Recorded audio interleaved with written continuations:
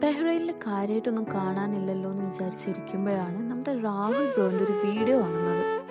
It was about the Lab of Future, the biggest aquarium in Bahrain. ഓരോ variety ഫിഷും പിന്നെ നല്ല ലൈറ്റിങ്ങും എല്ലാം കൂടി അത്യാവശ്യം പൊളിയായിരുന്നു.